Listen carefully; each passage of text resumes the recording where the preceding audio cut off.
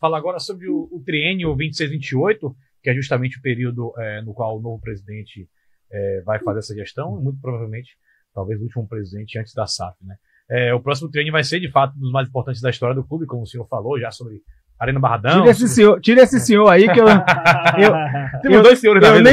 eu nem peguei a parte de Mário Sérgio, Osni e André Catimba, não, cara. Ele já queria te colocar lá. Não. Eu sou do tempo já do vice-campeonato brasileiro, em homenagem à camisa aí da galera da Arena, mas... Essa camisa é bonita demais, né? Maravilhosa. Ele acertou na camisa, né? Fantástico. De vez em quando acerta. Mas enfim, né? Esse triênio promete ser um dos mais importantes, se não mais importante da história, como você mesmo falou, com a possibilidade de SAF, de Arena Barradão e de permanência do Vitória na Série A. Eu queria saber, diante de todo esse contexto, o que te qualifica para liderar o clube nesse período tão decisivo que, enfim, pra gente, para mim, particularmente, é o momento mais importante da história do clube. Bom, eu poderia ficar falando aqui, por exemplo, de formação acadêmica e experiência profissional. Poderia dizer que o que me qualifica é o fato de eu ser consultor internacional nesse campo, ser professor de MBAs na área de gestão esportiva, ter doutorado, mestrado, ter mais de 9 pós-graduações e isso e aquilo outro e por aí vai. Realmente, gente bem formada, existem muitas entre os rubro-negros e até entre os não rubro-negros. Isso acontece, né? Normal. Isso aí não nos faz diferente de ninguém.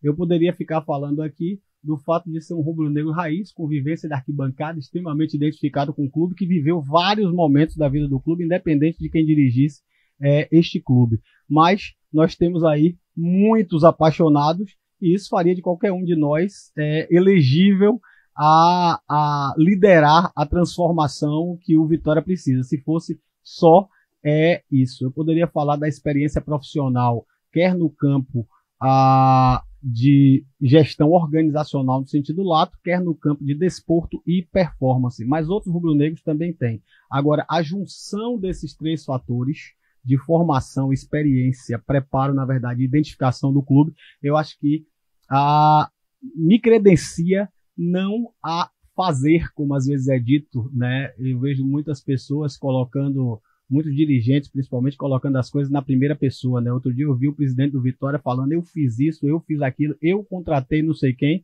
e o torcedor do Vitória é fantástico, é muito espirituoso, respondeu num comentário para o presidente, que falou assim, já que o senhor contratou, o senhor comprou, o senhor pode emprestar para o Vitória?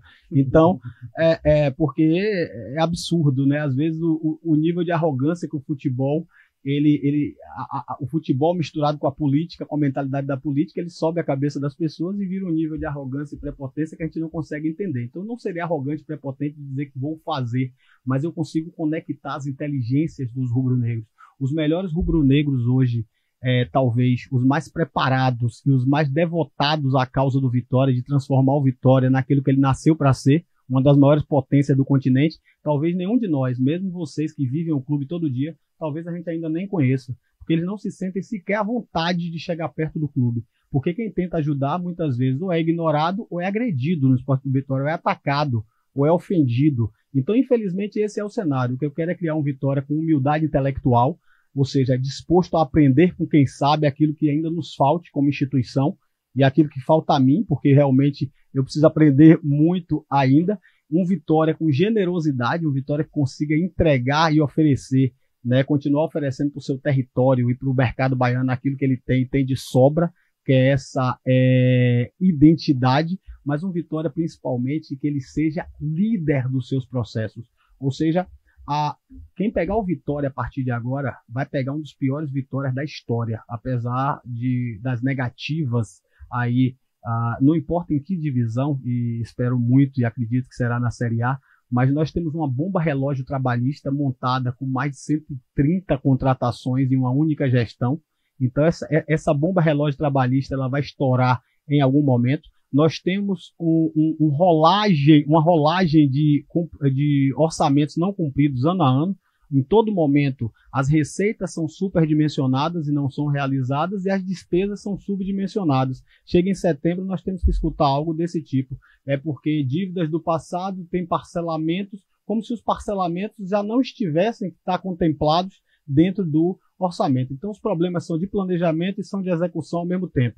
um elenco completamente inchado e mal planejado, onde a gente, por exemplo, na Série A, que é o que nós desejamos, no dia 14 de dezembro, o presidente terá alguns dias para redirecionar pelo menos 80% de um elenco, porque se for na Série A é por uma questão técnica, no mínimo 80%, se for na Série B é por uma questão financeira elementar, para começar. Então, você tem que redirecionar com uma verba muito pequena para pagar parte dos salários, então nem todos você consegue recolocar, por melhor que seja seu diretor de futebol, com o outro clube que recebe pagando tudo, e ao mesmo tempo você tem que formar um time para um Campeonato Brasileiro que começa em janeiro. Então essa bicicleta precisa rodar com muita qualidade, com muita criatividade, você precisa utilizar os recursos que você tem, você precisa iniciar imediatamente, dia 14 de dezembro, uma tratativa de uma grande SAF com a estruturação, parar de mimimi, estruturar imediatamente um fundo de private equity, de capital privado, que permite você atrair pelo menos um primeiro investidor âncora, ainda que seja um investidor que ainda não seja o todo do investimento que a gente precisa, um investidor para as primeiras tratativas, mas que já pode ajudar nas primeiras, para, como se diz, colocar o carro para andar no primeiro momento e aí conseguir usar os dois motores que o Vitória vai precisar. Se você só pensa no futebol do dia a dia e resolve seu problema de campeonato baiano ou de campeonato brasileiro da Série A ou B, ou de campeonato do Nordeste nos primeiros meses, ainda que você conte com o apoio da torcida que sempre contou, dê uma sorte, a bola dá uma entradinha ali, você chega numa final de baiano, tá lá, beleza? Ainda que você se vire nesse campo, pague um salário ali e tal, se você não foca